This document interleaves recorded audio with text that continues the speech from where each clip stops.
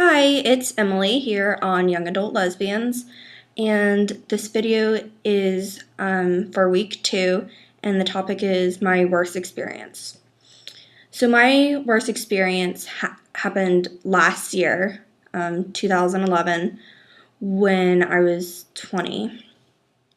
I had some family visiting from Indiana because that's where a lot of my family is from. They were visiting my parents, me, my sister, and my maternal grandparents, my Nana and my Papa. While the family was down here, my Papa started to have health issues. He already had some health issues, but he just was completely not himself, and he ended up having to be hospitalized, and we found out that he'd suffered a stroke. And there are two kinds of strokes, and he had the one that's worse. So like I said, he was hospitalized. Then he was put into basically like assisted care for a while, and then hospice. And we knew he was going to pass away, but it was still really difficult because that was the first person I'd ever really lost. That really was terrible. It affected me so much, but that actually isn't the worst part. The worst experience was 6 weeks later. My grandmother, this time on my dad's side, so my paternal grandmother, she was scheduled to have surgery.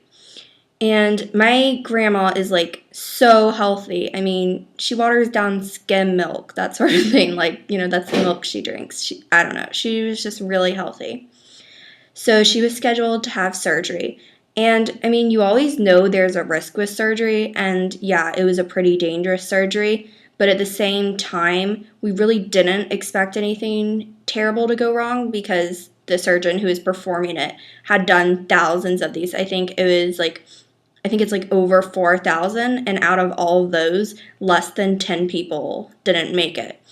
So, right, like I said, we knew there was a chance of things not going right, but we didn't really expect anything bad to happen.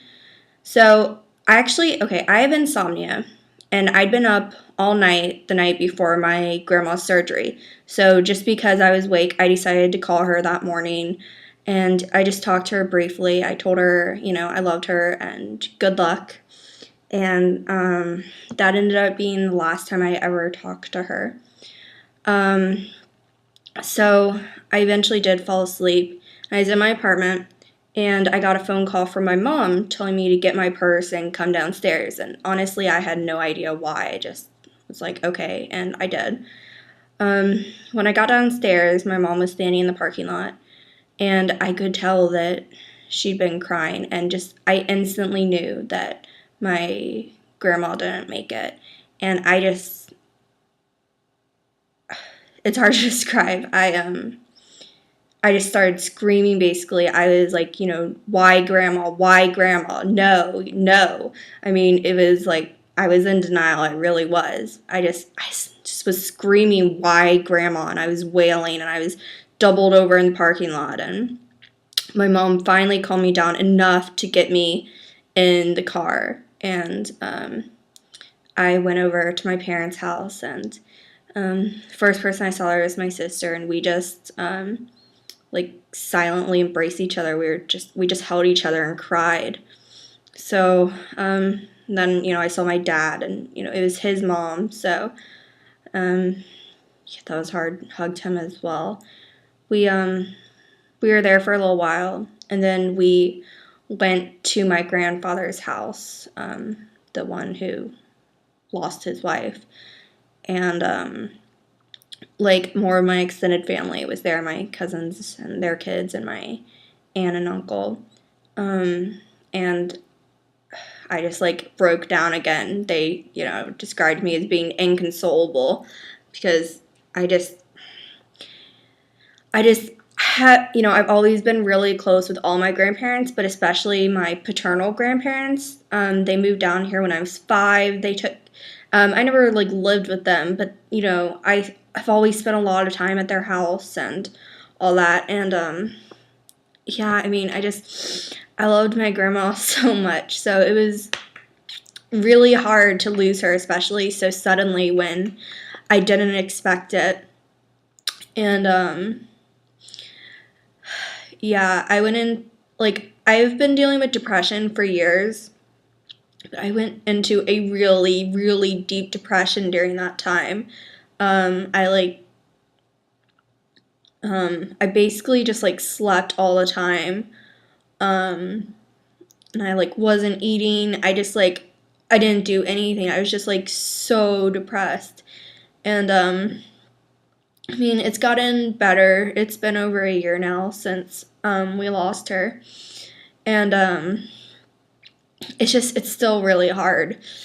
Um, I think one of the main things is, I think about how, she's not going to be there for my sister to graduate high school. She won't be there when I get married or have kids or anything like that. And it's just really hard. It's hard to lose someone you love. Um, yeah, I still, I think about her every day and I miss her so much. I really do. I I've made a point to like see my grandfather more often now. Like I go see him at least once a week, but um you like hopefully more like twice a week. Um but I always like spend a long time when I'm there, and it's so sad cuz it's so hard for him too. And it's just hard. It's hard. It's hard to lose someone you love. And for me, I'm not religious. I honestly don't believe in the afterlife or anything like that. So for me, it's like a real sense of finality. Like I don't think I'll see her again or anything like that. So in some ways, I feel like that was more of a burden on me than the rest of my family, because they all do believe that they'll like see her again in heaven and all that. And I'm not I don't know, I'm not trying to say that it was like the worst for me, cuz it was terrible for everybody. I'm not, trying to put that on a scale or anything, but like I said, I don't believe it that, I'll see her again. So, yeah, that was one of the things, like the day she died. My family kept saying that, oh, you'll see her again, you'll see her again. And they don't know that I don't believe. So, I mean, I couldn't really disagree with them. All I could do, I basically was just like, yeah, but it's still going to be a long time till I see her again. So I kind of used that as my excuse for why I was like basically just like losing my mind. But yeah. Um yeah, so that was definitely my worst experience. Yeah, I guess that's all I have to say. Alrighty. Bye.